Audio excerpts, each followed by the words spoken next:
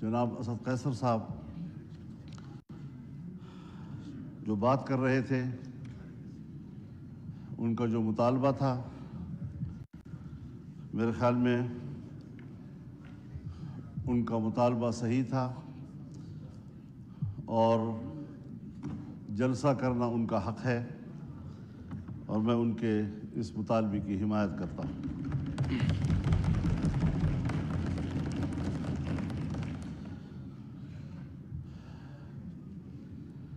لیکن جناب اسپیکر،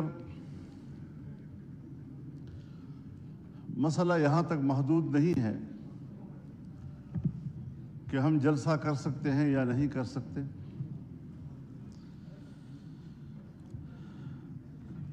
اس بات پر سنجیدگی سے غور کیا جائے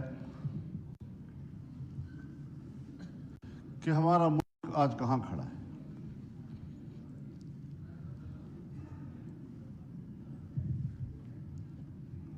ہم نے یہ ملک جس جمہوری انداز کے ساتھ برصغیر کے مسلمانوں کی تائید سے حاصل کیا، ان کی قربانیوں سے حاصل کیا، اس ملک کے قائم ہونے میں نہ بیوروکریسی کا کوئی کردار ہے اور نہ ہی اسٹیبلشمنٹ کا کوئی کردار۔ لیکن اس بات کو سوچا جائے کہ آج عوام کہاں کھڑے ہیں اور اسٹیبلشمنٹ کہاں کھڑی ہے۔ کیا وجہ ہے کہ مسلسل ایوان پر سوال اٹھایا جا رہا ہے، ہماری عوامی نمائندگی پر سوال اٹھائے جا رہے ہیں؟ کیا یہ عوام کے نمائندہ پارلیمنٹ ہے یا یہ اسٹیبلشمنٹ کا ترتیب دیا ہوا پارلیمنٹ ہے؟ اس سے کب نکلنا ہے ہم نے، یا مزید دھستے چلے جانا ہے؟ یہ ملک جس میں حکومت محلاتی سازشوں کی بنیاد پر بنتی تھی اور ٹوٹتی تھی، بیوروکریٹس فیصلہ کرتے تھے آج وزیر اعظم کون ہے تو کل وزیر اعظم کون ہے۔ ایک زمانے میں ملک کے ایک صدر مملکت نے اپنے دور حکومت میں 5 وزیر اعظم تبدیل کیے۔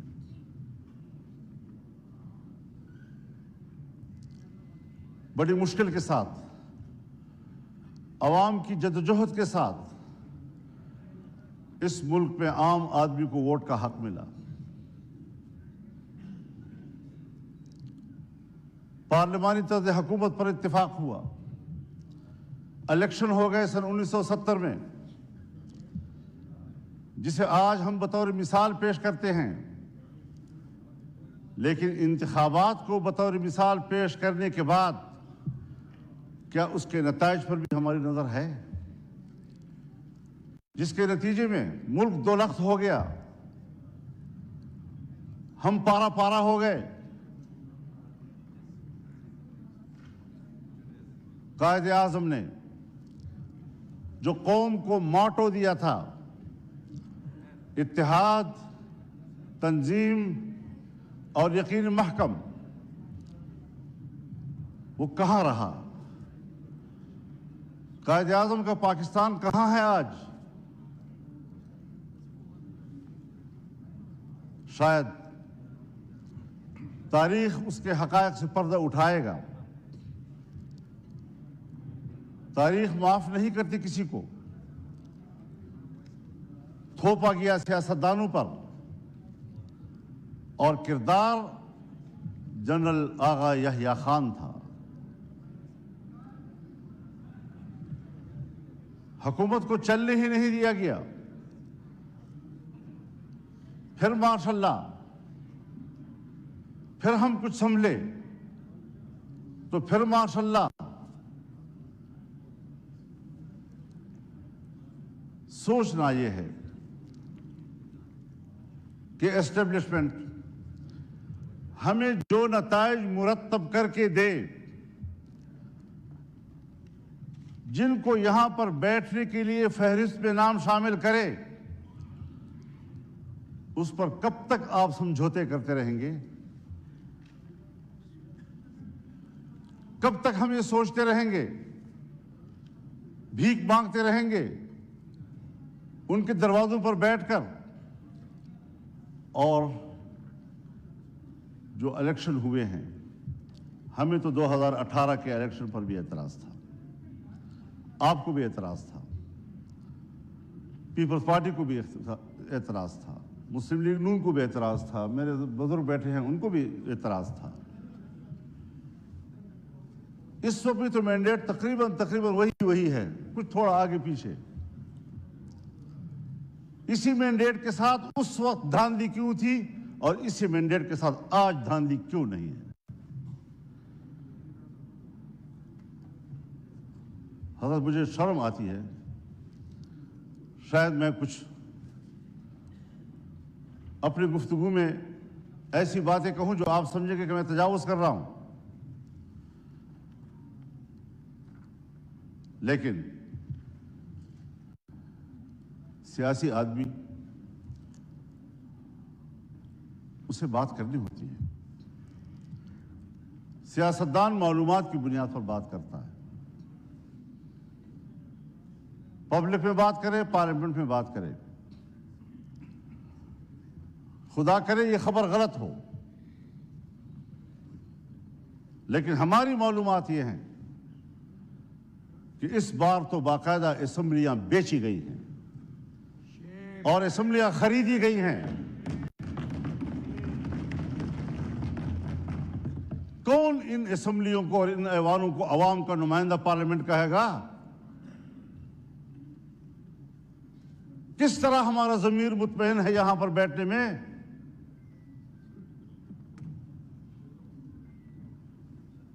ہارنے والے بھی پریشان اور جیتنے والے بھی مطمئن نہیں۔ اس کیفیت میں حکومت میں بیٹھی ہوئی جماعتیں جو ہمارے لیے محترم بھی ہیں، ہمارے ہم سفر رہے ہیں، ہم ان کے جدوجہد کی قدر کرتے ہیں، لیکن انہی کی جماعتوں کے اندر ان کے سینئر لوگ مجبور ہیں کہ وہ اپنی ہی مینڈیٹ کو مسترد کر رہے ہیں، اس پر اعتراضات اٹھا رہے ہیں۔ صرف اپوزیشن کی بات نہیں ہے، ہم دیکھ بھی رہے ہیں، ہم سن بھی رہے ہیں۔ تو جمہوریت آج کہاں کھڑی ہے؟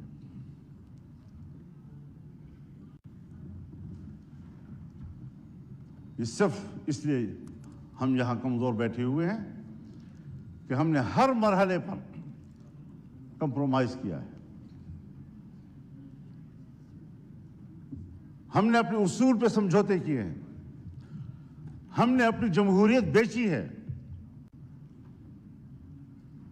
ہم نے اپنے ہاتھوں سے اپنے آقا بنائے ہیں، اور جب ہم ہی اپنے ہاتھوں سے اپنے لیے آقا بنائیں گے، یہی ہوتی ہے آخرت کی نشانی۔ جب رسول اللہ صلی اللہ علیہ وسلم سے حضرت جبریل نے پوچھا کہ آپ قیامت کی علامات کے بارے میں بتائیں، تو آپ نے پہلی بات کی ان تلد الامۃ ربتہا، کہ مائیں اپنے لیے مالکائیں جلیں گی، یعنی بیٹیاں مالک بن جائیں گی اور ماں کو نوکر اور گھر کے مزدور کی طرح دیکھیں گی۔ اس مثال سے آپ خود سمجھ لیں کہ جو آپ کے ماتحت ہونے چاہیے تھی، جو آپ کے حکم پر چلنے چاہیے تھے، وہ آج ہمارے آقا اور ان کے حکم پر ہم چل رہے ہیں۔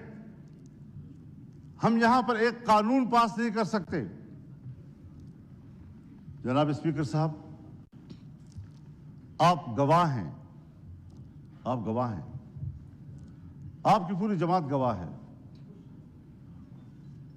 ہم نے ایک اجلاس میں ایک قانون سازی پہ بات کی. اس کے لیے کمیٹی بنی وزیر قانون کے نگرانی میں. میاں شہباز شریف صاحب نگرانی کر رہے تھے اوپر سے. ہمارا اتفاق ہوا دینی مدارس ان کے وفاق حکومت کے درمیان اس مسودے پر اتفاق ہو گیا. اتفاق رائے کے باوجود اسمبلی میں نہیں آ رہا اس لیے کہ اجازت نہیں ہے. کرتے کرتے بالآخر اسمبلی میں آیا وہ اور آیا تو خواندگی کے دوران روک دیا گیا اور پاس نہیں ہونے دیا. ہم پارلیمنٹ ہیں, ہم نے اس پہ اتفاق رائے کیا, اسمبلی تک میں آئے, پیش ہو گیا, پہلی خواندگی ہو گئی اور بالآخر اس کو ڈراپ کرنا پڑا. اتنا ضرور ہمیں پتہ چل گیا اور میں نے شہباز شریف صاحب سے کہا کہ ہمیں اتنا پتہ چل گیا ہے کہ قصور آپ کا نہیں ہے, کون رکاوٹ ہے ہمیں معلوم ہو جائے. بس اتنا ہی چاہیے تھا. ہم قانون سازی کا بھی اختیار نہیں رکھتے, ہم اپنی مرضی سے قانون بھی نہیں بنا سکتے. اس پارلیمنٹ کی رکنیت پر ہم فخر کرتے ہیں اور ہم سمجھتے ہیں وی وی آئی پی بن گئے.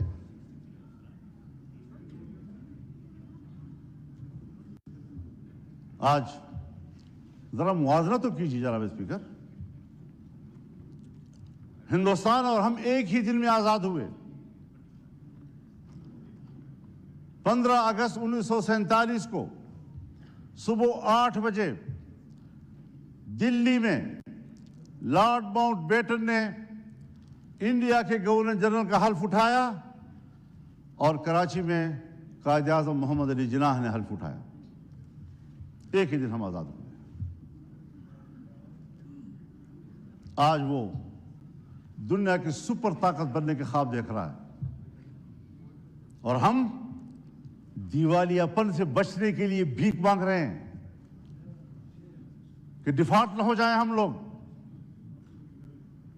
یہ کس کے ہاتھوں, کون ذمہ دار ہے اس کا؟ گھومتے پھرتے پھر آئے گی بات سیاستدان ذمہ دار ہے, حکومت ناکام ہے. دیوار کے پیچھے جو قوتیں ہمیں کنٹرول کرتی ہیں, جن کے باغ ڈور ہمارے ان کے ہاتھ میں ہیں, فیصلے تو وہ کریں اور منہ ہمارا کالا کریں. عوام ہمیں گالیاں دے, ذمہ دار ہمیں ٹھہرائیں. یہ کون سی سیاست ہے؟ ہم کہاں اس ملک کو لے آئے ہیں کہ آج آپ کا ایک ایک بچہ 25 کروڑ آبادی کا وہ 2 اور 3 لاکھ تک کا مقروض ہو چکا ہے. خوش ہوتے ہیں آئی ایم ایف نے نیا قسط جاری کر دیا. نیا قسط 1 لاکھ 1.5 لاکھ کا کروڑ 1 ارب 1.5 ارب کا ہوتا ہے, لیکن آپ کو قرضے کتنے دینے ہیں؟ اپنی پیداوار کدھر ہے ہماری, اپنی صلاحیت کدھر ہے ہماری؟ ہم نے ملک کو جمود کا شکار بنا دیا ہے اور قومیں جب جمود کا شکار ہوتی ہیں تو پھر وہ گرتی ہیں, وہ ترقی نہیں کر سکتی. پھر ذرا حساب لگائیں. جس ہندو کو ہم سارے القاب دیتے ہیں, سارے برے القاب ان کے, سارے اچھے القاب ہمارے, لیکن نتیجے کے لحاظ سے کارکردگی کی بنیاد پر ذرا اس کا بھی تجزیہ کر لیں, اپنا بھی تجزیہ کر لیں. گھر میں بیٹھے ہوئے ہیں ہم لوگ, ہم آواز سے بات کر رہے ہیں, کیوں ایک دوسرے سے بات چھپا رہے ہیں؟ یہ ساری وہ چیزیں ہیں. ہم نے ملک حاصل کیا اسلام کے نام پر, آج پاکستان دنیا میں ایک سیکولر سٹیٹ کا روپ دھار چکا ہے۔ کہاں ہے لا الہ الا اللہ؟ 1973 میں ہمارا آئین بنا، 1973 میں اسلامی نظریاتی کونسل بنے، 1973 سے آج تک تمام قوانین کا جائزہ لیا گیا۔ اگر کوئی خلاف اسلام قانون موجود ہے تو قرآن و سنت کے مطابق قانون کی سفارشی کی گئی، سفارشات کی رپورٹیں ایوان میں آ گئی، لے کر دی گئی۔ کوئی آپ ایک نشاندہی بحیثیت اسپیکر کر سکتے ہیں کہ سن 1973 سے لے کر آج تک اس کونسل کی سفارشات پر اس پارلیمنٹ نے ایک قانون سازی بھی کی ہو؟ ایک۔ اسی لیے کہ جن لوگوں کو ایوان میں لایا جاتا ہے، جن لوگوں سے ایوان بھر دیے جاتے ہیں، ان کو قرآن و سنت سے کوئی دلچسپی نہیں ہے، پاکستان کے نظریے سے کوئی دلچسپی نہیں ہے۔ کیسے آپ دنیا میں شناخت کرائیں گے اپنی کہ ہم ایک اسلامی مملکت ہیں؟ آپ کا آئین کہتا ہے کہ حاکمیت اللہ رب العالمین کی ہوئی، اور ہم روئے زمین پر اللہ کی نیابت کرتے ہوئے، عوام کے نمائندے روئے زمین پر اپنے مملکت میں اللہ کی نیابت کرتے ہوئے ان کی تعلیمات کے مطابق قانون سازی کریں گے۔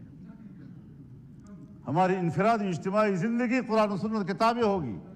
یہ میں نہیں کہہ رہا، میرا آئین کہتا ہے، یہ میرا آئین کہتا ہے کہ اسلام پاکستان کا مملکتی مذہب ہوگا۔ یہ میرا آئین کہتا ہے کہ قانون سازی قرآن و سنت کے تابع ہوگی۔ یہ میرا آئین کہتا ہے کہ قرآن و سنت کے منافق کوئی قانون سازی نہیں ہوگی۔ اس پر کوئی عمل درآمد کاغذی حد تک بھی، آپ تو ان اداروں کو بھی پابند کر رہے ہیں، نیست و نابود کرنا چاہتے ہیں جو ادارے آپ کے اس ملک میں کسی طرح دین و مذہب کی علامت ہیں۔ ان کو آپ معاشرے کا مین سٹریم ہی نہیں سمجھتے۔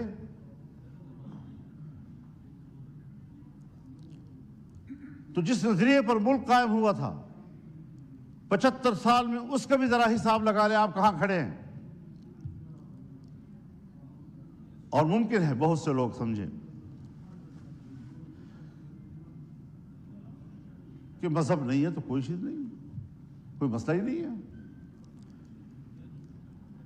لیکن بہت سے لوگ ہیں جو جمہوریت کی بات تو کرتے ہیں، مذہب کی بات بھلا نہ کریں، جمہوریت کی بات تو کرتے ہیں۔ تو ہم سب مل کر سوچیں ذرا کہ جمہوریت کدھر ہے ہماری؟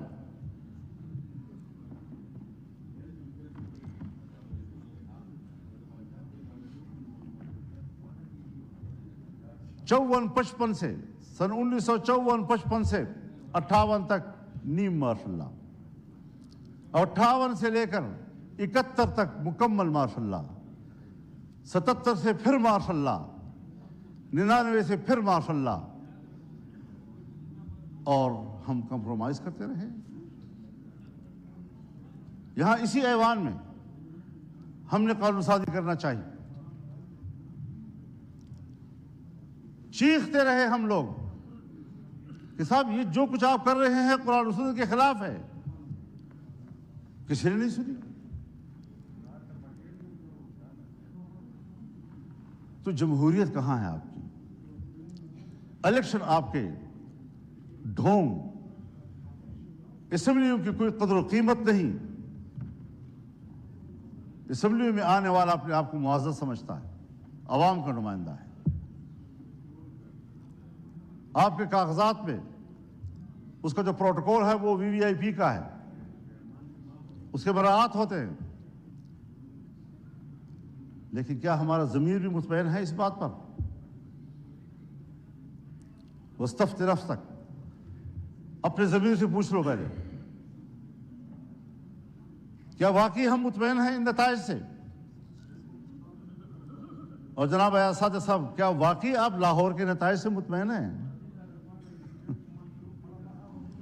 ٹھیک، اللہ آپ کو مطمئن رکھے جی، اللہ آپ کو مطمئن رکھے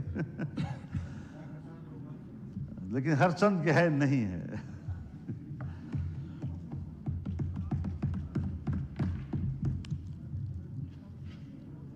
معیشت کی کیا صورتحال رکھتی ہے؟ قرضوں پہ ہم زندگی گزار رہے ہیں، اپنے وسائل کے قریب تک نہیں جاتے، امن و امان نام کا کوئی چیز نہیں ہے. ملک کو کدھر لے جا رہے ہیں آپ لوگ؟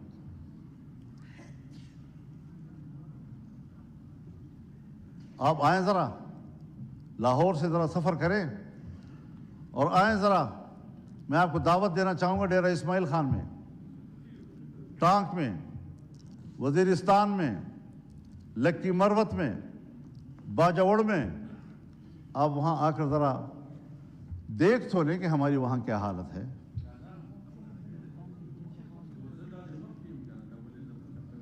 ہمیں تو الیکشن میں نکلنے نہیں دیا گیا.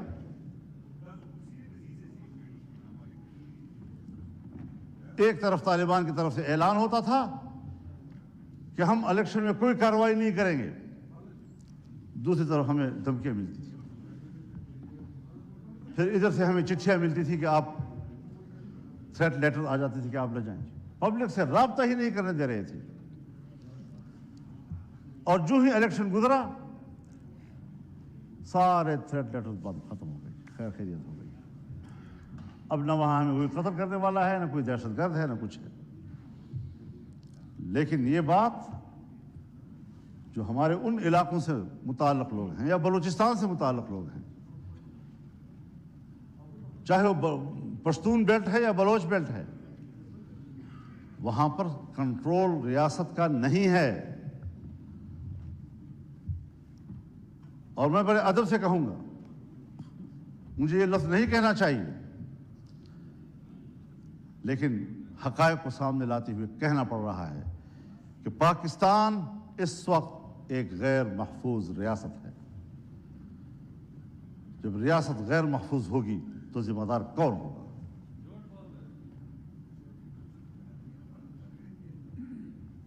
دہشت گردی کے خلاف لڑنے کی پالیسی بنائی جنرل مشرف صاحب کے دور میں.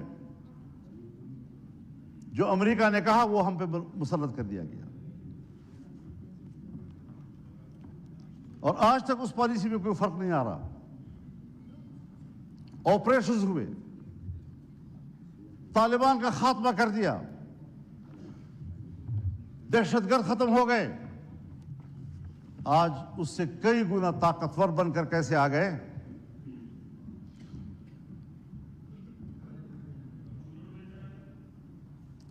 ذرا مجھے بھی دکھا دے بیٹا. بالکل ٹھیک ہے جی.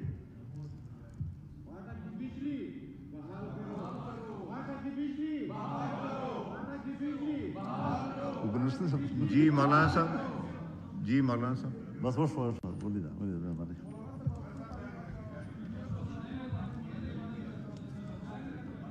تو جناب اسپیکر، آفریدی صاحب میسج آ گیا، آپ کو پوائنٹ آف آرڈر میں دوں گا، آپ تشریف رکھیں. میسج ہو گیا آفریدی صاحب، میسج ہو گیا. آپ کی جماعت نے نام نہیں لکھا تھا، میں نے آپ کا نام لکھا ہے، اور یہ امپورٹنٹ ایشو ہے. میں اس کو ٹیک اپ کروں گا. ابھی میں ایم کیو ایم کے دوست کو دوں گا، پھر آپ کو دوں گا. جی مولانا صاحب.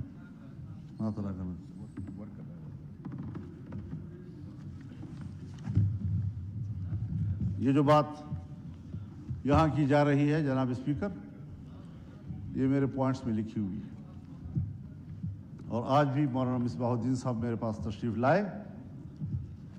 اس سے پہلے وفود آئے، ہمیں ملتے رہتے ہیں. یقین جانیے ان کی زندگی جانوروں سے بھی بدتر گزر رہی ہے. نہ زندگی محفوظ ہے، نہ ان کو روزگار مل رہا ہے، بجلی بھی نہیں ہے. کیسے وہ زندگی گزار رہے ہیں آپ اندازہ نہیں لگا سکتے ان کا. میرے بھی موقع دینا چاہیے. جی مولانا مصباح الدین صاحب کو پھر آپ موقع دیں گے. جی تو صورتحال آج یہ ہے کہ امن و امان کدھر ہے آپ کا؟ جی مغرب کے بعد آپ کے تھانے بند ہو جاتے ہیں، مغرب کے بعد پولیس چوکیاں بند ہو جاتی ہیں، آپ کی ساری پولیس محفوظ پناہگاہوں میں چلی جاتی ہے اور مسلح گروپ جو ہے وہ کنٹرول لے لیتے ہیں پورے علاقے کا۔ کیا اس پر کبھی غور ہوا ہے؟ بس الیکشن ہے، بس اپنی مرضی کا ایوان بنانا ہے، اپنی مرضی کی اسمبلی بنانی ہے۔ کس لیے اپنی مرضی کی بناتے ہو؟ ووٹ تو علماء کرام فرماتے ہیں شہادت ہے، کوئی کہتے ہیں امانت ہے، کوئی کہتے ہیں بیعت ہے۔ تو یہاں تو نہ شہادت ہے، نہ امانت ہے، نہ بیعت ہے۔ بیعت میرے نام پر کرتے ہیں، بکسا کھلتا ہے تو کسی اور کے نام پر بیعت نکل آتی ہے۔ امانت آپ کے حوالے کرتے ہیں، بکسا کھلتا ہے تو اس میں امانت نام کی کوئی چیز خیانت ہی خیانت ہوتا ہے۔ شہادت میں صداقت ہوتی ہے، جو بکسا کھلتا ہے تو صداقت کا نام نشان نہیں ہوتا، شہادت مری پڑی ہوتی ہے۔ اس ساری صورتحال میں ہمیں ذرا بتائیں کہاں ہم کھڑے ہیں۔ باجوہ صاحب فرمایا کرتے تھے کہ ہم نے باڑ لگا دیا ہے اور اب کوئی افغانستان نہ جا سکے گا نہ آ سکے گا۔ وہ باڑ کدھر ہے؟ اس باڑ پر جو اربوں روپے خرچ ہوئے وہ کدھر ہیں؟ کوئی پوچھ سکتا ہے ان سے؟ اور 30-40 ہزار نوجوان یہاں سے کیسے گئے ادھر؟ 20 سال وہاں لڑے، باڑ بھی لگ گیا تھا، پھر وہ اس سے بڑھ کر طاقتور بن کر کیسے واپس آئے؟ افغانستان سے آپ ضرور گلہ کریں کہ ہم نے جن کو پکڑا ہے، جن کو مارا ہے، اس میں افغانی نیشنل بھی ہیں، بالکل گلہ کریں آپ ان سے کہ ان کی سرزمین سے کیسے لوگ ادھر آئے۔ ان سے کوتاہی ہوئی کہ انہوں نے اپنے سرحد پر ان کو کنٹرول نہیں کیا، لیکن آپ بھی تو سرحد پہ بیٹھے ہیں، آپ کیوں نہیں روک سکے ان کو؟ کیسے مجھ تک رسائی کی اور مجھ پر حملہ کر دیا؟ کیسے آئے اور باجوڑ میں نے 80 لوگوں کی لاشیں اٹھائیں ایک ہی جلسے میں؟ یہ تلخ واقعات کوئی ہمیں سمجھائے تو صحیح، کیا سیاست ہو رہی ہے؟ میرے خیال میں اصول ایک ہی ہے، وہی اصول جو امریکہ نے اپنایا ہے کہ اسلامی دنیا میں اور کمزور دنیا میں دہشت گردی اور عسکریت پیدا کرو، اور جہاں پر کوئی ایسی عسکریت پیدا ہوگی وہاں پر امریکہ کو اپنی فوجیں لے جانے کا جواز حاصل ہوگا۔ دہشت گردی اس کی ضرورت ہے، اسلامی دنیا پر اپنی گرفت مضبوط کرنا، اسلامی دنیا میں فوجیں اتارنا۔ آج تمام عرب ممالک کے اندر امریکی فوجیں موجود ہیں، کہیں پر 5000، کہیں پر 3000، کہیں پر 2000، کہیں پر 1000، کہیں پر 500۔ کوئی بھی ملک ایسا نہیں ہے عرب دنیا کا کہ جس کے اندر ان کے فوج موجود نہ ہو، جن کے سمندر میں ان کے بیڑے موجود نہ ہوں۔ پوری اسلامی دنیا کو کنٹرول کر رہا ہے۔ کیا مطلب؟ میں تو امن کے لیے جا رہا ہوں، انسانی حقوق کے لیے جا رہا ہوں۔ کون سے انسانی حقوق؟ وہ انسانی حقوق جو گوانٹانامو میں ہمیں نظر آئے، جہاں تم نے مسلمانوں کو برہنہ کر کے بند کوٹریوں میں پھینکا، جن کے برف کے تودوں کے اوپر ان کو لٹا کر ان کے اوپر بیٹھ کر سگریٹ پیتے رہے۔ آج بھی بگرام اور شبرغان کے عقوبت خانے ان کے خون سے لت پت ہیں، گواہیاں دے رہے ہیں کہ یہاں کیا مظالم کیے انہوں نے۔ ان کے سامنے قرآن کریم کی تذلیل کی گئی۔ کوئی ہے جو اس پہلو پر بھی بات کر سکے؟ بس یہ دہشت گرد، یہ دہشت گرد، یہ دہشت گرد، اور اس کے مقابلے میں اس سے بڑھ کر دہشت گردی ہو رہی ہے اور کوئی ان کو روکنے والا نہیں ہے، نہ اس کو کوئی بات کرنے والا ہے۔ عراق میں کیا کیا گیا؟ ابو غریب جیل میں کیا زندہ انسانوں پر ننگا کر کے ان پر کتے نہیں چھوڑے گئے؟ اور کتوں سے ان کے جسم کو نہیں نوچا گیا؟ یہ ہیں ان کے انسانی حقوق۔ اسلامی دنیا کو توڑنا، ملکوں کو تقسیم کرنا اور انسانی حق کی بنیاد پر وہاں جانا۔ آج فلسطین میں کیا ہو رہا ہے؟ اکتوبر سے لے کر اب اپریل ختم ہو رہا ہے، 40,000 سے زیادہ غزہ اور خان یونس کے مسلمان شہید ہو چکے ہیں۔ یہ بچے ہیں، یہ خواتین ہیں، یہ بے گناہ شہری ہیں، یہ جنگجو نہیں ہیں۔ جنگجو سے مقابلہ کرو، وہ آپ کے ساتھ لڑنے کے لیے تیار۔ سب سے زیادہ بچے جو ان دنوں میں شہید ہوئے ہیں وہ غزہ کے ہیں۔ کوئی مسلمان ہے حکمران تو اس کے لیے کوئی آواز اٹھائے؟ اور پھر امریکہ اور برطانیہ اور یورپ انسانی حقوق کی بات کرے، جن کے ہاتھوں سے انسانیت کا خون ٹپک رہا ہے۔ انسانیت کا خون ٹپک رہا ہے اور انسانی حقوق کے علمبردار۔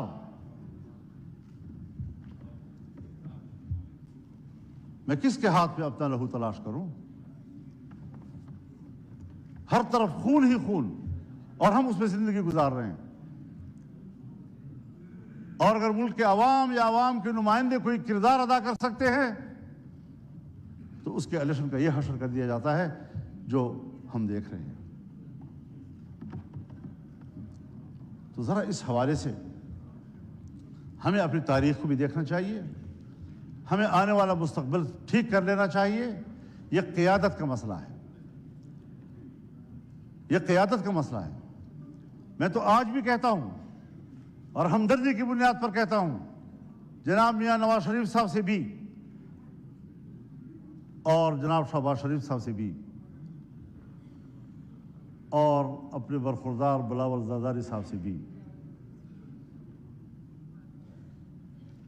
کہ عوام کے لوگ ہو، چلو اکٹھے عوام میں جاتے ہیں، چھوڑو اس اقتدار کو، آئیں ادھر بیٹھیں، اور اگر واقعی larger group P T I ہے دے دو ان کو حکومت۔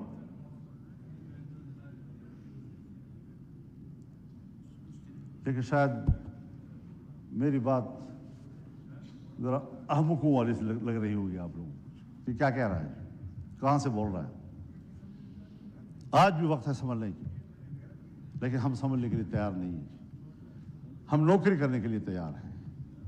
تو پھر ظاہر ہے کہ ہم نے بھی عزم کر رکھا ہے کہ اس غلامی کے خلاف جنگ لڑیں گے، میدان عمل میں آ کر جنگ لڑیں گے، پبلک میں جا کر لڑیں گے، آئین اور قانون کے دائرے میں لڑیں گے، اور ملک کو اس غلامی سے نجات دلائیں گے کہ یا تو ہمارے اوپر عالمی قوتیں حکومت کر رہی ہیں یا پھر ہماری اسٹیبلشمنٹ ہمارے اوپر حکومتیں کر رہی ہیں۔ یہ نظام ہمیں قبول نہیں ہے، اور ہماری پوزیشن اس حوالے سے بالکل واضح ہے۔ اس لیے ہمارا پیغام ہر سطح پر چلا جانا چاہیے۔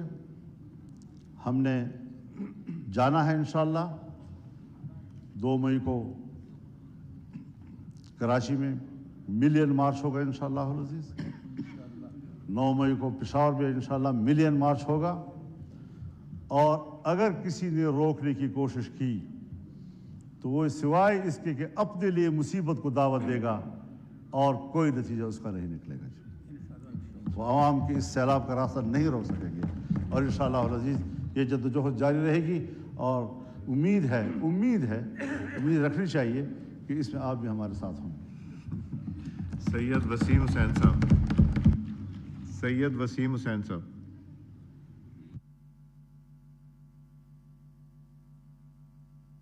باری آئے گی، ذرا کر لینے دیں۔ ابھی امیر مقام صاحب ہیں آپ کی طرف سے۔ اعوذ باللہ من الشیطان الرجیم، بسم اللہ الرحمن الرحیم۔ بہت واجب الاحترام اسپیکر صاحب،